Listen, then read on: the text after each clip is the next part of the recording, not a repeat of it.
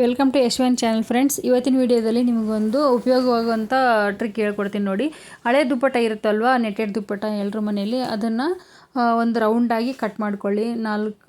ನಾಲ್ಕು ಮಡಪಿ ಮಡಿಸ್ಬಿಟ್ಟು ಅದನ್ನು ಒಂದೇ ಸಮವಾಗಿ ಮಾರ್ಕ್ ಮಾಡ್ಕೊಂಬಿಟ್ಟು ರೌಂಡಾಗಿ ಕಟ್ ಮಾಡ್ಕೊಳ್ಳಿ. ಕಟ್ ಮಾಡ್ಕೊಂಡ ನಂತರ ಎಡ್ಜಲ್ಲಿ ನೋಡಿ ಈ ಥರ ಒಂದು ಟೇಪ್ ತೊಗೊಂಡು ಮಾರ್ಕ್ ಮಾಡ್ಕೊಳ್ಳಿ.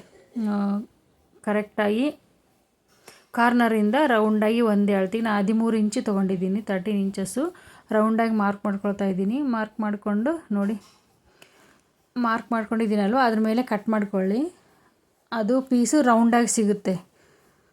ಈ ಥರ 4 ಲೇಯರ್ ಮಡಿಸಿ ಮಾರ್ಕ್ ಮಾಡಿಕೊಂಡು ಕಟ್ ಮಾಡಿದ್ರೆ ಈ ಥರ ರೌಂಡಾಗಿ ಸಿಗುತ್ತೆ.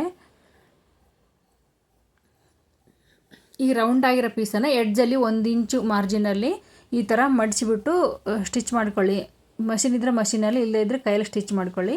ಈ ಥರ ಸ್ಟಿಚ್ ಮಾಡಿದ ನಂತರ ಒಂದು ಕಡೆ ಎಡ್ಜಲ್ಲಿ ಒಂದು ಸ್ವಲ್ಪ ಕಟ್ ಮಾಡ್ಕೊಳ್ಳಿ. ಪಿನ್ನು ಇರುತ್ತಲ್ವ, ಸೇಫ್ಟಿ ಪಿನ್, ಅದು ತೂರೋಷ್ಟು ಕಟ್ ಮಾಡಿಕೊಂಡು ಈ ಥರ ದಪ್ಪ ದಾರಕ್ಕೆ ಪಿನ್ ಸೇರಿಸಿ ಅದರೊಳಗಿಂದ ಅದಕ್ಕೆ ರೌಂಡಾಗಿ ದಾರ ಸೇರಿಸಿ ಅದಕ್ಕೆ ನೋಡಿ ಈ ಥರ ನಾವು ಪೆಟ್ಟಿಕೋಟ್ಗೆ ಅಥವಾ ಸಾರಿ ಪೆಟ್ಟಿಕೋಟ್ಗೆ ಅದಕ್ಕೆ ಲಾಡಿ ಸೇರಿಸ್ತೀವಲ್ಲ, ಅದೇ ಥರ ಸೇರಿಸಿ ಈ ಥರ ನೋಡಿ. ಈ ಥರ ಸೇರಿಸ್ಕೊಂಡ ನಂತರ ಮನೆಯಲ್ಲಿ ಯಾವುದಾದ್ರೂ ಹಣ್ಣಿನ ಪುಟ್ಟಿ ಇರ್ತಲ್ವ, ಈ ಥರ ಬಾಸ್ಕೆಟ್ ಇರ್ತವಲ್ಲ, ದೋಮಾರೆ ಅಥವಾ ನೊಣ ಏನು ಕೂಡದೇ ಇರೋಂಗೆ ಈ ಥರ ಉಪಯೋಗ ಮಾಡ್ಬೋದು ಫ್ರೆಂಡ್ಸ್. ಬಿಸಿಲಲ್ಲಿ ಧಾನ್ಯಗಳು ಎಲ್ಲ ಒಣಗಿಸೋದಕ್ಕೋಸ್ಕರ ಕೂಡ ಉಪಯೋಗ ಮಾಡಿ.